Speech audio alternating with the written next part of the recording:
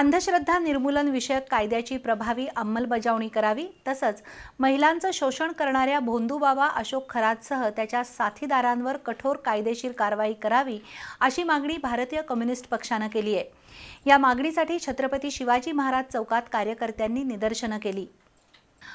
नाशिक जिल्ह्यातील भोंदूबाबा अशोक खरातच्या कारनाम्यामुळे संपूर्ण महाराष्ट्रात संतापाची लाट आहे। या पार्श्वभूमीवर आज भारतीय कम्युनिस्ट पक्षानं कोल्हापुरातील छत्रपती शिवाजी महाराज चौकामध्ये जोरदार निदर्शनं केली। भोंदूगिरी रोखण्यासाठी राज्यात अंधश्रद्धा निर्मूलन कायद्याची प्रभावी अंमलबजावणी व्हावी अशी मागणी करत भाकप कार्यकर्त्यांनी जोरदार निदर्शनं केली। यावेळी भोंदू अशोक खरात आणि राज्य शासनाच्या विरोधात घोषणाबाजी झाली। अशोक खरात याची संपत्ती जप्त करून त्याचा वापर अंधश्रद्धा निर्मूलन चळवळीसाठी व्हावा अशी मागणीही करण्यात आली। तसंच भोंदू खरातला अत्यंत कठोर शिक्षा व्हावी, त्याचं वकीलपत्र कुणीही घेऊ नये अशीही मागणी करण्यात आली। या आंदोलनाचं नेतृत्व जिल्हा सचिव कॉम्रेड शिवाजी मगदूम यांनी केलं।